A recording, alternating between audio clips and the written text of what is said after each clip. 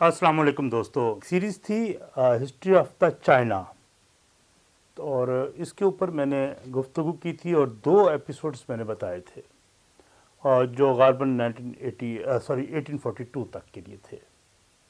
और वैसे तो हमारे दौर में हीरो वर्शिप का चलन है, और किसी भी बड़े इनकलाब या बड़ी तब्दीली को उस अहद मौजूद की मखसूस शख्सियत के नाम करके हम तारीख़ के इर्तकाई पहलुओं को जानते बूझते फरामोश कर देते हैं और सारा क्रेडिट उस शख्सियत को देते हैं।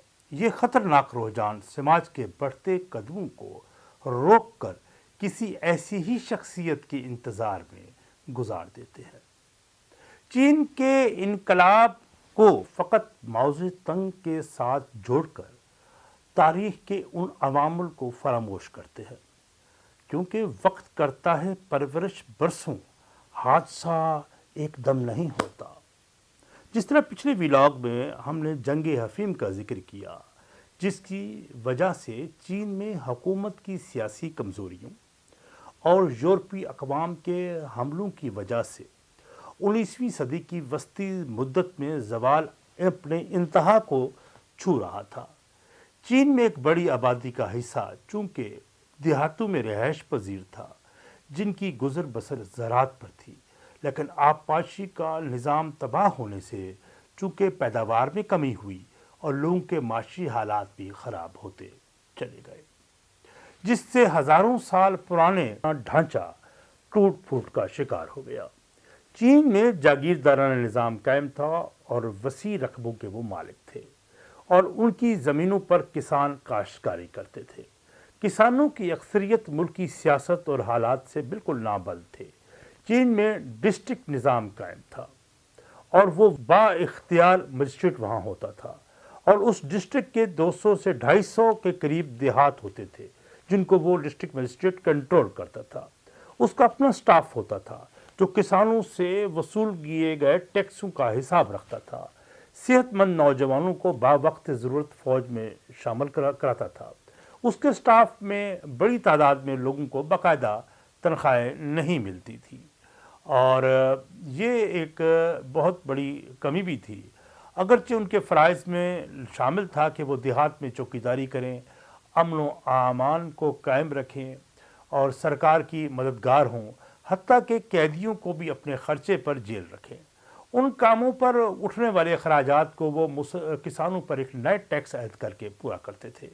किसानों की में बहुत बड़ी तादाद अनपढ़ लोगों की थी। तालीम उस ज़माने में 1% भी वहाँ शायद चीन में उस वक्त नहीं थी, इसलिए वो अपने मसाइल के हल के लिए जब मजिस्ट्रेट से रब्ता करते थे तो उनको तहरीरी दरख्वास्तें देनी पड़ती थी, और वो दरख्वास्तें तहरीर नहीं कर सकते थे। इसलिए वहाँ आपने जिस तरह हमारे यहाँ आपने देखा होगा कचहरियों में मुंशी बैठे होते हैं, वसीका नवीस बैठे होते हैं जो लोगों की दरख्वास्तें लिखा करते हैं। बिल्कुल उसी तरह चीन में भी यही रवैया था कि वहाँ वसीका नवीस या मुंशी बैठे होते थे जो उनकी दरख्वास्तें लिखते थे, लेकिन उनकी दरख्वास्तों पर अमल दरामद ना होता तो वो फिर बगावत पर आमादा हो जाते। ये निज़ाम अगरचे सैकड़ों सालों से चल रहा था, क्योंकि किसान मुतमईन थे। उनको तहफ़्फ़ुज़ देने के लिए मजिस्ट्रेट, जागीरदार और सूदखोर और सरकारी अमले की बदउनवानी और जुल्म को जो वो मजिस्ट्रेट था वो रोकता था। वो आबपाशी को निज़ाम को ऐसे अंदाज से चलाता, और किसानों के पास हमेशा एक गंदम भी सरप्लस रहती थी। यूरोपीय अक़वाम के हमलों के बाद चीन को ताइवान की मद में उन्हें चांदी के सिक्कों में अदायगी करना पड़ी। इससे चीन में बदतर हालात ने जन्म लिया, और किसानों की पहली बगावत यंगसो के जो है ना वो देहातों में जब फैलती चली गई, किसान अगरचे अस्करियत तरबियत से नाबल्द थे, ना ही कोई ऐसा क़यादत मुयस्सर थी जो हुकूमत का तख्ता उलटकर किसानों का राज कायम कर सकता, लेकिन बगावत का ये सिलसिला 15 साल तक जारी रहा। किसानों ने इस अरसे में साहकारों को, ताजरों को, जागीरदारों का कत्ताल किया, बेदरेक कत्ल किया। शहरों में जाकर ये जाते थे और तबाही फैला देते थे। मंचू शाही ख़ानदान की हुकूमत बराए नाम होकर रह गई थी, کیونکہ چین کو اس وقت غیر ملکی یورپی اقوام کے حملوں اور دوسری طرف کسانوں کی آئے دن کی بغاوتوں کا سامنا تھا۔ منچو خاندان، شاہی خاندان کے پاس وسائل ختم ہو چکے تھے۔ پھر 1850 میں ایک اور بغاوت تائپنگ ہوئی، تائپنگ بغاوت جس کا نام ہے، اس نے بہت ہی کم عرصے میں چین کو لپیٹ میں لے لیا۔ یہ بڑی خطرناک بغاوت تھی چین کے لیے، اور اس نے اپنے ساتھ کینٹونس کے بندرگاہ کے مزدور اور کلی بھی اس بغاوت میں حصہ لینے لگے۔ اس تحریک کا رہنما ہانگ زیونگ تھا، جس نے عیسائیت کا مذہب قبول کیا تھا۔ ہانگ چین کا عجب روزگار کردار ہے، جس نے چین کی افسر شاہی میں شامل ہونے کے لیے 4 بار سول سروسز کا امتحان دیا، لیکن ہر بار اسے ناکامی ہوئی۔ امتحان سے مسلسل ناکامی نے اسے ذہنی طور پر فرسٹریٹ کر دیا تھا۔ اس کی ذہنی حالت دیکھ کر اس کے کزن نے اسے عیسائیت کی طرف میل کیا اور ایک لٹریچر دیا، لیانگ اے فو، جس کے مطالعے کے بعد اس نے محسوس کیا کہ خدا نے تو اسے کسی بڑے مقصد کے لیے چن لیا ہے، وہ کیا سول سروسز کے کاموں میں امتحان دیتا پھر رہا ہے۔ اس وقت چین میں بدھ مت کے پیروکاروں کی اکثریت تھی۔ اس نے یہی تصور کر لیا کہ وہ حضرت عیسیٰ کا چھوٹا بھائی ہے، اس کا ادھورا مشن جو ہے وہ مکمل کرنے آیا ہے۔ اس کے دعوے کی تائید سب سے پہلے اس کے 2 کزنز نے کی۔ اس نے چین کے منچو شاہی خاندان کی سیاسی حیثیت اور چین کے حالات کو بھانپ کر اس نے جو منشور تیار کیا، اس نے چین کے ستم رسیدہ کسانوں اور عوام کو اپنی نجات اور اس میں ان کی فلاح نظر آئی۔ اس نے جو معاشی نظریہ پیش کیا وہ اشتراکیت کے ہم آہنگ تھا، جاگیرداری نظام کے خلاف اور اشتراکی بنیاد پر فارمنگ کا تصور پیش کیا۔ اس نے سب مل کر محنت کرنے اور اس کا حاصل محنت برابر اور حسن ضرورت کے تحت تقسیم کا فارمولہ پیش کیا۔ اس نے عورت اور مرد کے درمیان مساوات یعنی برابری کا تصور پیش کیا، جسے عورتوں نے تو بہت پسند کیا، کیونکہ وہاں عورت دبی ہوئی تھی، اس کا استحصال کیا جاتا تھا اس دور میں۔ تو عورتوں نے جب اس کو پسند کیا تو پھر وہ اس کی فوج میں بھی داخل ہونا شروع ہو گئی، اور اس کا اندازہ آپ یوں لگا سکتے ہیں، جب اس نے اپنی فوج کو آرگنائز کیا تو اس نے 1 لاکھ مسلح عورتوں نے بھی شرکت کی۔ اس نے مذہب کا کارڈ بخوبی استعمال کیا اور کہا منچو شاہی خاندان کے گناہوں کی وجہ سے عوام کی زندگی خدا نے اجیرن کر دی ہے، اس لیے ان کا تختہ اب الٹ دیا جائے۔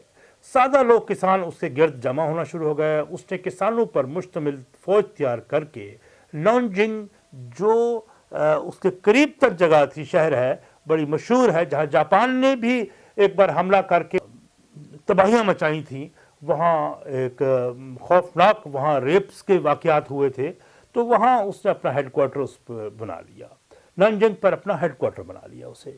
اور چین کے اس خطرناک بغاوت کے نتیجے میں آپ بڑے حیران ہوں گے کہ 3 کروڑ لوگ مارے گئے۔ اس بغاوت کے نتیجے میں سرکاری عہدیدار اور جاگیردار بڑی تعداد میں قتل ہوئے، ساری سرکاری املاک کو نقصان پہنچایا گیا، یہاں تک کہ ضلعی سطح کی عمارتوں کو ریکارڈ کو نظر آتش کر دیا گیا، جس میں کسانوں کے کھاتے موجود تھے، اور ساہوکاروں اور سود خوروں کو پکڑا اور جاگیرداروں کو پکڑا اور ان کو بدترین جسمانی تشدد کا نشانہ بنا کر قتل کر دیا۔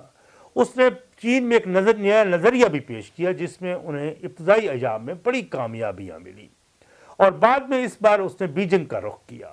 چین میں حملہ آور یورپی اقوام اس سے خوف زدہ ہو گئیں، اس لیے یورپی حملہ آوروں نے منچو شاہی خاندان کا ساتھ دیا اور اپنا تعاون پیش کیا۔ اس سلسلے میں ہزاروں امریکی جو تھے وہ کرائے کے سپاہی بھرتی کیے گئے، اور برطانیہ، امریکہ، چینی افواج نے مل کر اس بغاوت کو 1861 میں کچل دیا، اور اس بغاوت میں ٹائپنگس میں رہنما مارا گیا، اور اس بغاوت نے چینی حکومت اور ریاست کا بچا کچا وقار اور بھرم بھی توڑ دیا، کیونکہ ان کی کمزوریاں واضح طور پر عیاں ہو گئی۔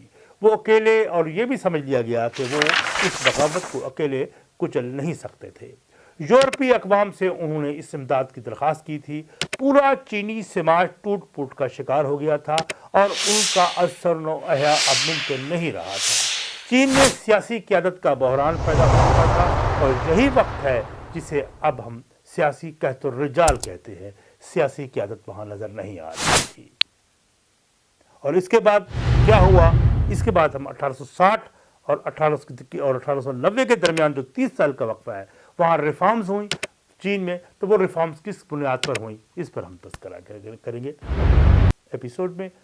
जुड़े रहिएगा, अपनी आरा से भी नवाजिएगा। बहुत शुक्रिया।